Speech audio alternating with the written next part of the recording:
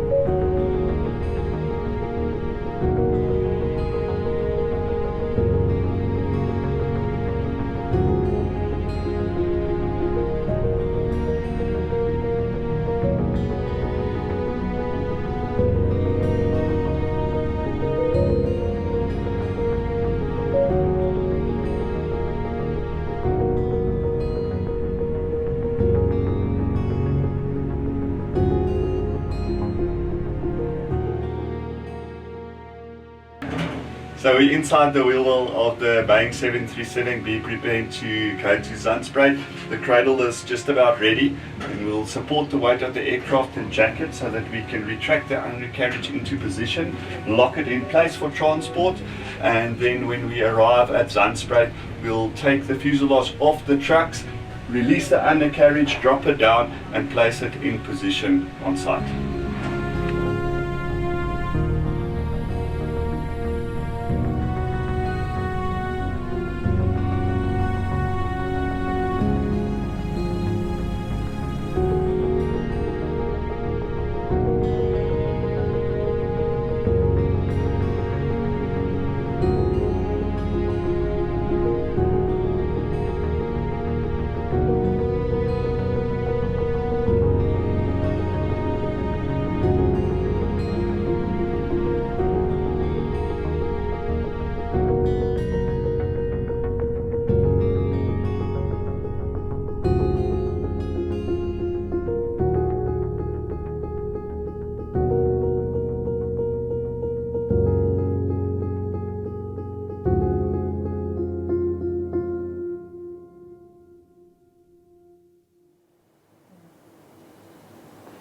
And Martin, interesting enough, once it was taken apart, it was loaded onto, I understand, 3 heavy-duty low-bed trucks.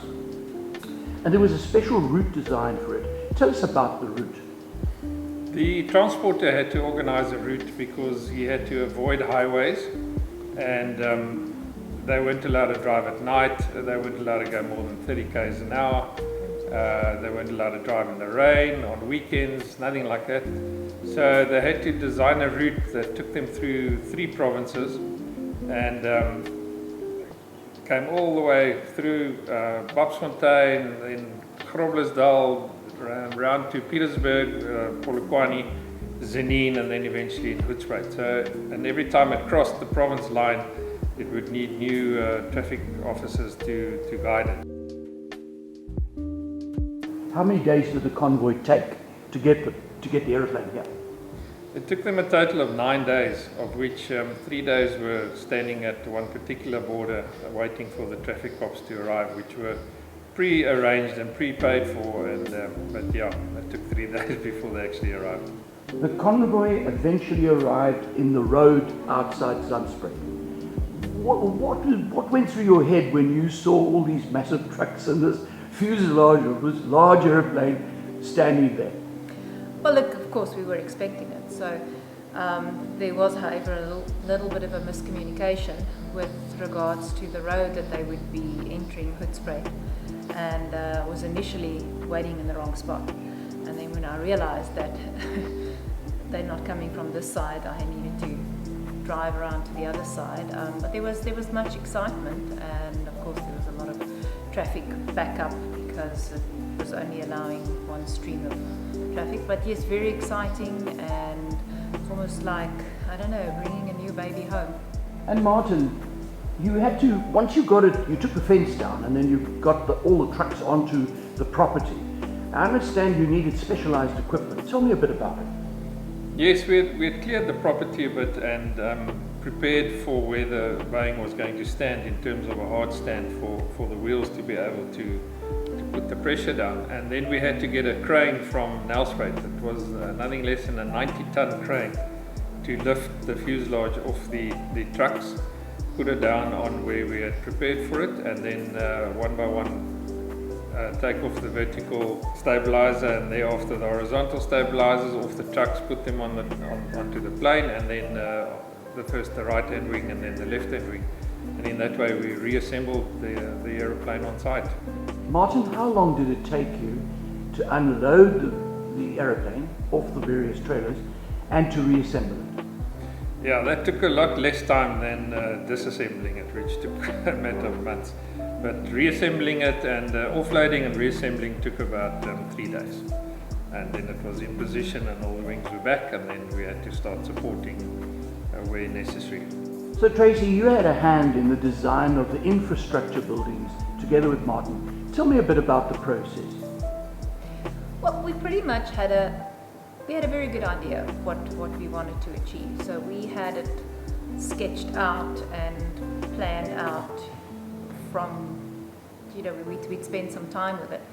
And so when we got to the professional person that could help us with drafting of the plans, and so it was really just a formalization of that which was already in our heads, and that we already had sketched out. Realizing that it's a different kind of building next to a main road, and that you have to create these interesting small niche spaces, and in a lot of ways protect it from the road as well. Tracy, it was your influence in the gardens, the beautiful gardens. Tell me a bit about those gardens, because they are really lovely. Well, yes, we realized that you're bringing a whole lot of steel and bulk structure in, and it needs softening. We are in a nature area, so again, creating that little private space, the oasis, that needed greenery. So we spent a lot of time and effort bringing plants in and looking for the right kind of plant, so that it would be a water-wise garden as well, all the while attracting indigenous birds and getting that sort of oasis effect going around the place. What we decided is we didn't want to duplicate a restaurant or become another restaurant. Again, it's about bringing something different or bringing something new in, and we then decided on the line of tapas and sundowners. So yeah, a lot of the food there are personal favorites and things that we enjoy ourselves. I'm personally a big fan of tapas. Big meals are often very heavy, and rather having a variety for me is very interesting. And we try to combine it and making interesting combinations of traditional South African items, all the while being not too heavy but catering for all tastes. Tracy, those beautiful tabletops, tell me about how you found them and where you bought them from.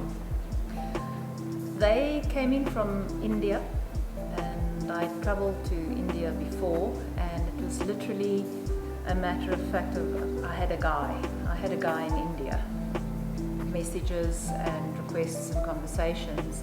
He managed to, an exchange of photographs actually, then he managed to find me a supplier of this agate, and then of course I had to sell that to Martin, and I had to convince him to make a fairly large deposit to my guy in India, and which we then later on we actually decided that we would take a trip out to the actual factory and just to assess the quality and the products, and that was very interesting, and it's part of the journey. It's been a very interesting journey of completing the project.